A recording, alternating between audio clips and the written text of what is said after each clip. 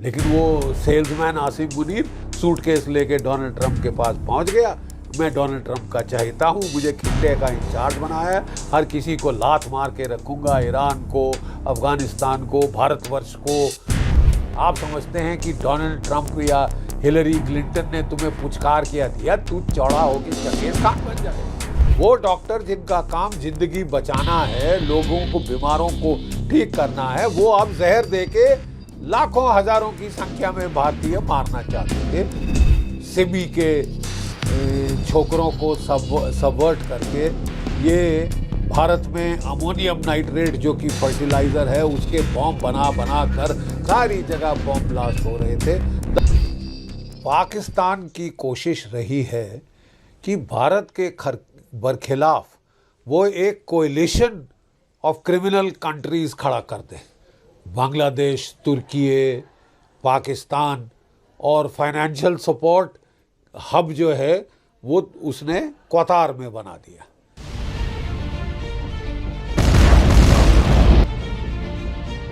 नमस्कार, मैं युधिष्ठिर उपाध्याय। हर रोज भारत की बढ़ती सैन्य ताकत से पाकिस्तान बुरी तरह से घबराया हुआ है। हाल ही में भारत ने पाकिस्तानी बॉर्डर पर ऑपरेशन सिंदूर के बाद त्रिशूल नाम का युद्ध अभ्यास करके मुनीर सेना में भगदड़ मचा दी थी। पिछले कुछ दिनों में भारत ने बॉर्डर पर ऐसे कई धमाके किए हैं जिसके बाद से पूरे पाकिस्तान में खौफ है। पाकिस्तान को लगातार यह भय सता रहा है कि भारत उस पर कभी भी अटैक कर सकता है। खुद इस डर को पाकिस्तान के कई मंत्री भी जाहिर कर चुके हैं। ऐसे में पाकिस्तान फर्जी डर दिखाने की कोशिशों में लग गया है। हाल ही में ऐसी खबरें सामने आई थी कि पाकिस्तान ने परमाणु हथियारों की टेस्टिंग की है।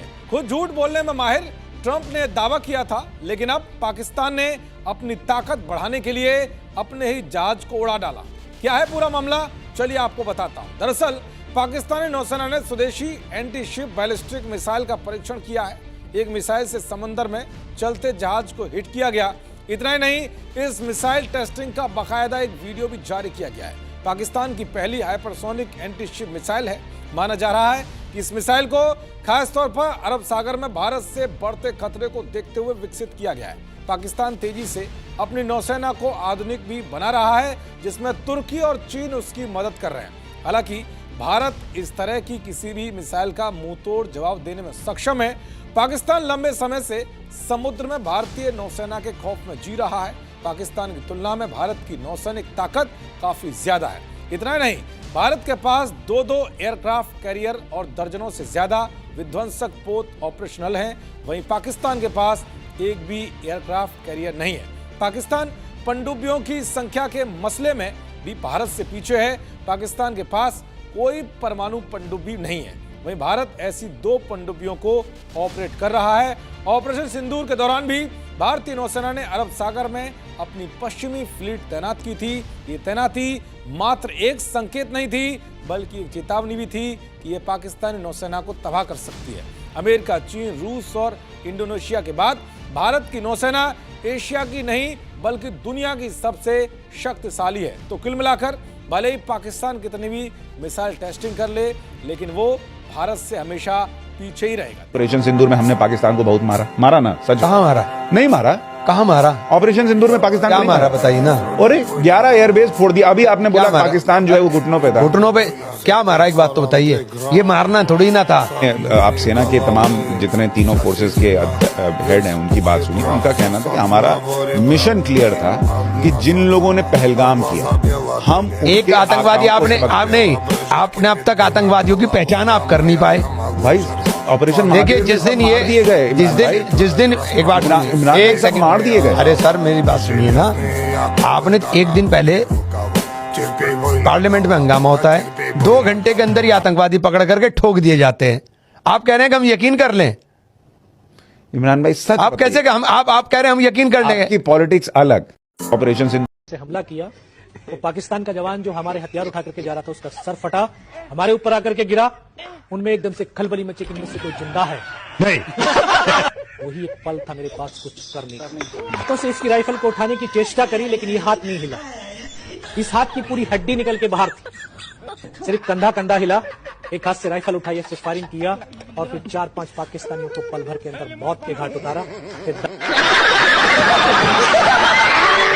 बाएं से फायर करता रहा, लुढ़क करके फायर करता रहा।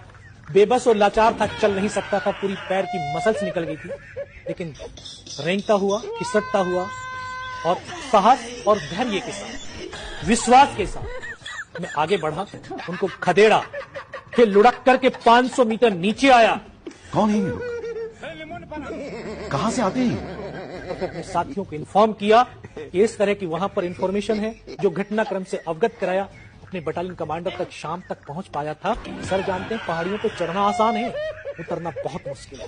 जवान कंधों पे डाल करके लेके आए, इतना लहू बह गया था, दिखाई देना बिल्कुल बंद हो गया। कमांडिंग अफसर के पास पहुंचा तो उन्होंने कहा,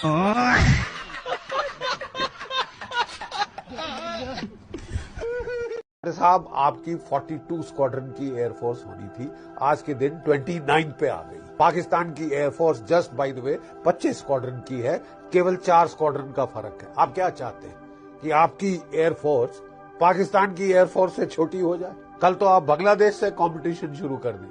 आपको डील करना है not 2.5 front, 3.5 front war. China, Pakistan, Bangladesh, Maoist, communist और हर जगह के टेररिस्ट, इन सब से आपको डील करना है। और हम कह रहे हैं कि साहब एयरफोर्स और छोटी और छोटी, और क्या मतलब? I don't understand. आपको दिख नहीं रहा कि क्या गैप्स हैं? जब आपको फिर लड़ना पड़े पाकिस्तान से, चीन से, आपके पास जहाज ही ना हो, उसके बाद आएंगे जब आप पिट जाएंगे। अब पानी सर के ऊपर गुजरने वाला है। We are down to 29 squadrons. अभी तो केवल मिग 21, 23 वगैरह गए थे।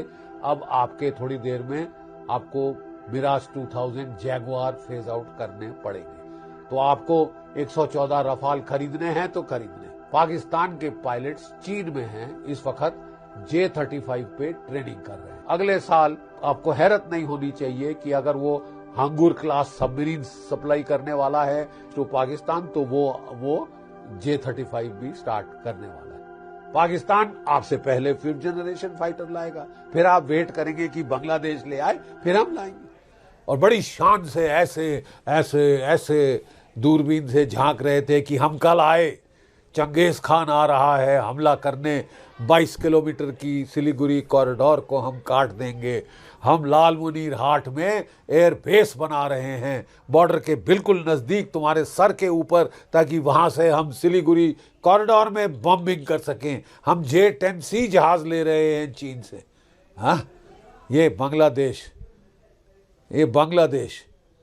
तबाही हो गई है इकोनॉमिक। लोगों को रोज की घर की रोटी नहीं मिल रही, सारे textile worker out of job हो गए हैं, तबाही आ गई है टेक्सटाइल इंडस्ट्री में।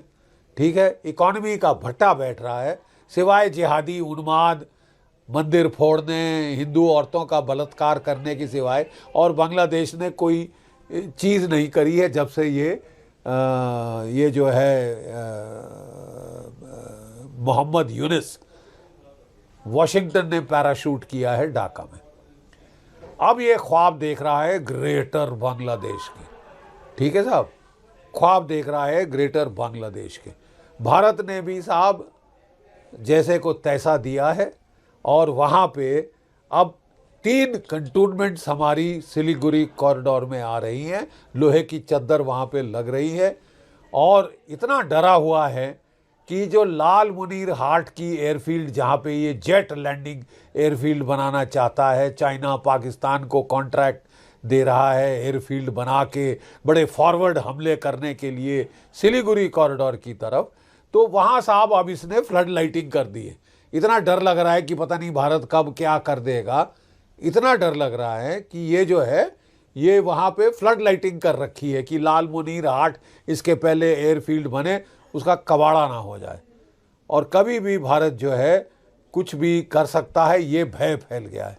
चोर की दाढ़ी में तिनका, ये जानते हैं ये क्या नापाक प्लान्स कर रहे हैं।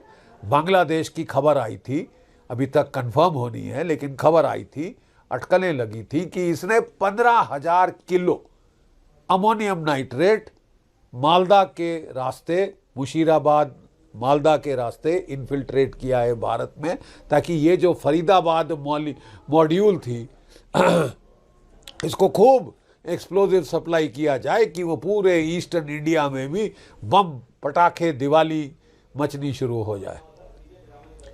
बम पटाखे भारत में फटेंगे और तुम सीटी बजा के उस तरफ झांकोगे, तुम्हारी गर्दन मरोड़ दी जाएगी। आप तैयार हो जाइए, क्योंकि यू आर टेम्पटिंग फेट। आप अपनी तबाही खुद अपने ऊपर बुला रहे हैं। आप समझते हैं कि डोनाल्ड ट्रंप या हिलरी क्लिंटन ने तुम्हें पुचकार किया दिया, तू चौड़ा होके चंगेज खान बन जाएगा। लड़ना आता है? लड़ा है कभी? ये मियाँ मसूर की दाल, बकवास तो सुन लो इनकी। 15,000 किलो अमोनियम नाइट्रेट भेजेगा, ठीक है? तू सिलीगुड़ी कॉरिडोर को काटेगा, तेरे अपना रंगपुर सेलिएंट का जो अंगूठा है ना वो कट जाएगा। जो तेरे चिटागोंग हिल ट्रैक्ट्स की जो सेलिएंट है, कॉरिडोर है, कट जाएगी।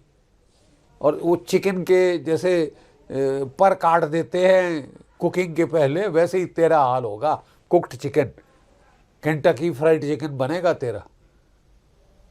ऐसे ऐसे